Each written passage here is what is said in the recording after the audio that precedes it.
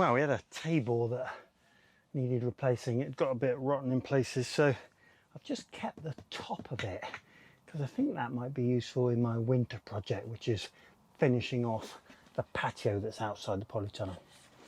Now, last night I decided that I'd have my first look at available seeds on the internet, and I went to my preferred supplier, which is Real Seed, and I looked for the 2 tomatoes that I knew came from that provider, and that's L'État, which is this one, and House, which is the small cherry tomato, and both were out of stock. In fact, House was out of stock and L'État didn't exist at all. So I got a bit sort of curious, thinking perhaps it's the wrong time of year, but normally there are some providers. So I did a bit of a general search for those 2 tomatoes, and they're all out of stock. And I'm thinking, have I grown the popularity of these tomatoes to the point where everybody's pressed the button and ordered themselves some? Or am I a bit early on the cycle of seed availability?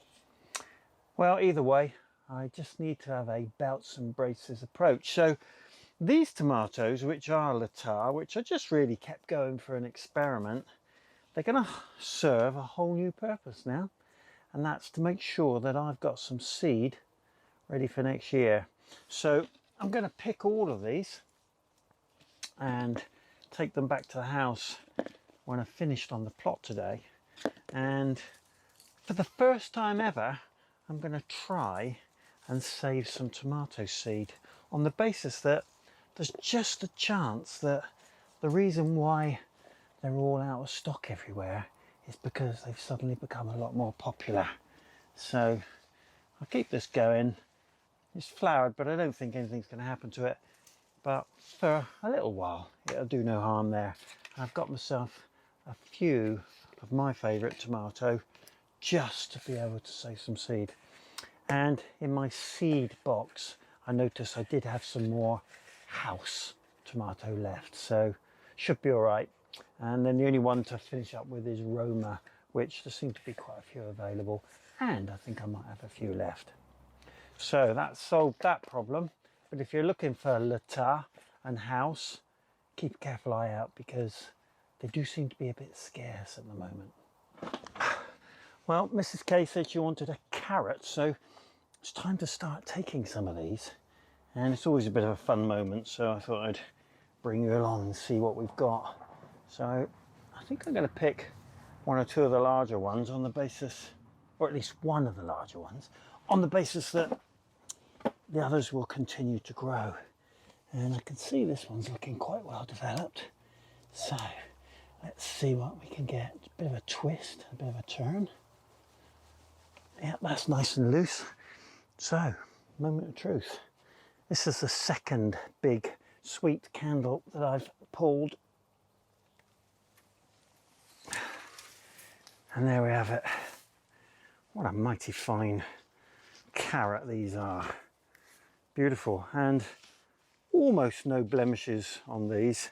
Just a little bit of carrot root fly damage right down the base. But what a cracking carrot. Well, there's a bit of kale required for tonight's tea. And doesn't it make a difference once the pests have backed off and a little bit of cold weather has done away with the caterpillars that were causing damage in here? And the leaves now, they've got a few blemishes on them, but they're looking mighty fine. And I'm just going to take a good handful of this, and I like to take it from different parts of the bush so that we don't end up with an odd looking plant. But certainly are plenty of good leaves on this.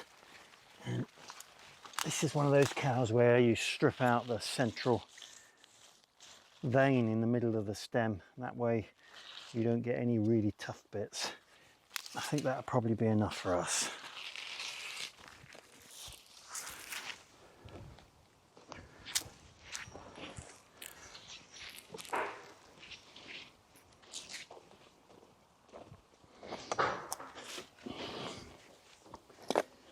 Now when I do these beds and I finish with them like I have this one, I usually forget about them, and that's because invariably when I've cleared off the top I put a cover over. But I took quite a lot of feedback last year that said actually you don't really need to cover them. I was doing it to protect the goodness in this soil, making sure that the winter rains didn't wash it away. But I have it on good authority that because I'm making my own compost, the structure of it doesn't release the nutrients in the same way, and I really don't need to cover it. And I thought, well, that's great news, and I'm going to follow that routine this season. But one of the side effects of not covering it, of course, is you do get a bit of weed growth. And this particular weed here is groundsel, and you can see that it's got, there they go, the seed heads still on it, and before long that's going to seed in this bed. So one of the things you have got to do if you don't go along the route of covering it is make sure that you keep on top of any weed growth, so you don't actually promote weed growth in your bed through self-seeding plants like that one. So I'm going to give this a bit of a clear up. There's not too much in here. It's certainly not a good time of year for weeds to take hold because it's getting colder. But I do have a few, and a couple of them are groundsel. So I'll just clear this up and then get the cover back on.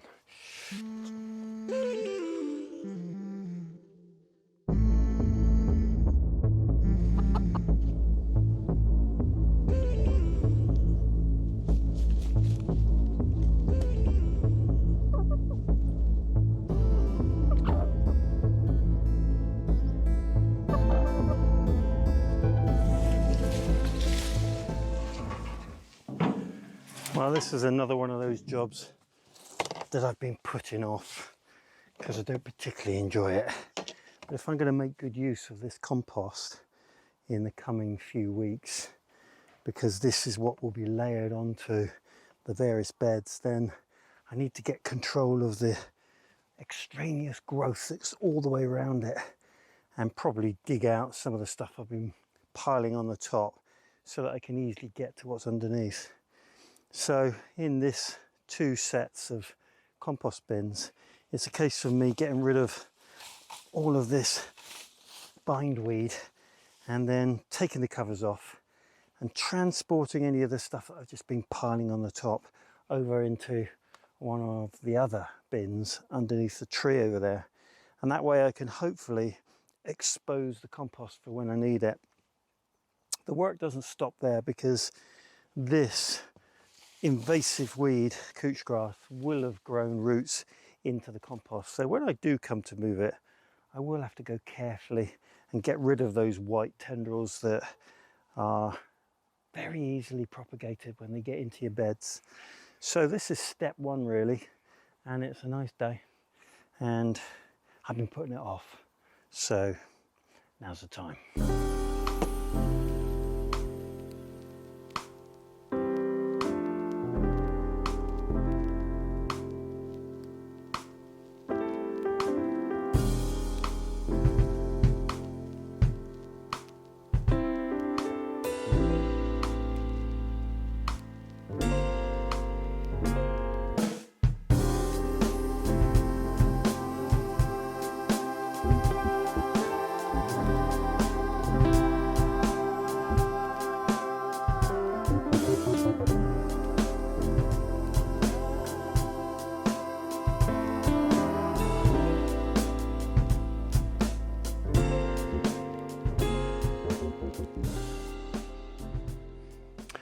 Well, I said 2 bays. There's actually a 3rd bay in here. I'd forgotten, but it's completely covered out. I've got to take this couch grass from around it and the stinging nettles and see what it's like underneath. Because it's completely covered over with a cover, I'm thinking it'd be all right, but I need somewhere to put all those stinging nettles and couch grass first. So this little lot is got to go somewhere else.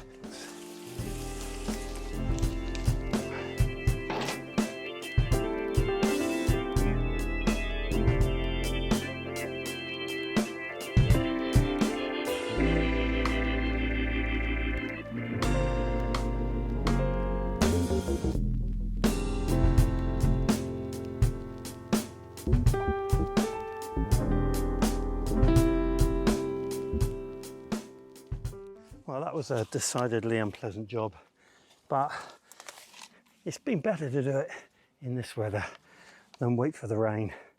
So 3 bays uncovered, and this one's fared a lot better. That covering over the top just meant that I didn't get so much weed growth in the compost, and I know I'm going to have a bit of a job getting the couch grass out of that compost, but this should be really good. And of course the compost that's under the tree in the nursery area, that also doesn't suffer from weeds. But this is a fairly difficult area. I couldn't use it for anything else, so I put up with having to take the couch grass out as I use it, and so far I've managed to get it out without getting it into the beds. So fingers crossed that'll be the case this year. And of course one of my main motivations for getting this done is that the weather's been creeping in, and it won't be long before my horse manure supplier starts to take his horses inside, and when he does that, it starts producing next year's compost. So I need to be ready for that. So I think this will be coming out of here fairly soon and starting to go on to 1 or 2 of the beds that have got nothing in them, and so the cycle goes around.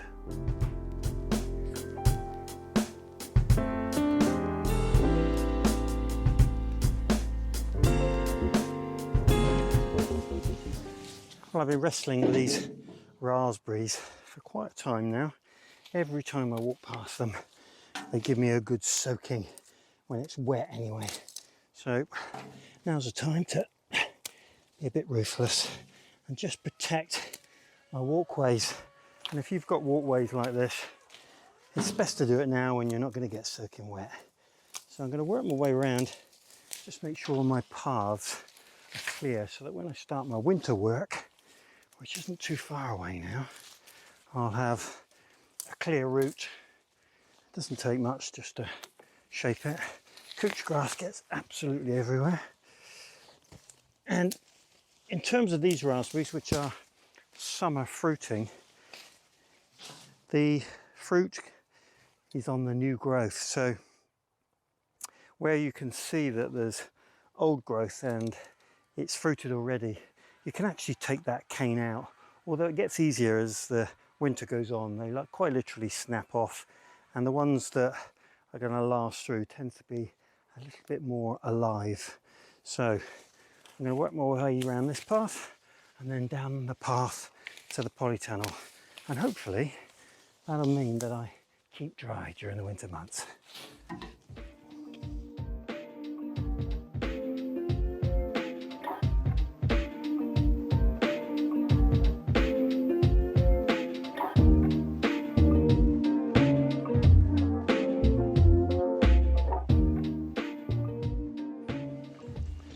Well, my arms are throbbing from the stinging nettles, but it's always good to get a lot of it clear. And I think those stings are telling me I've probably had enough for today. We'll see.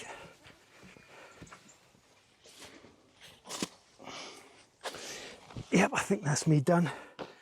Just going to cut these carrot tops off so that we don't have to carry them back over.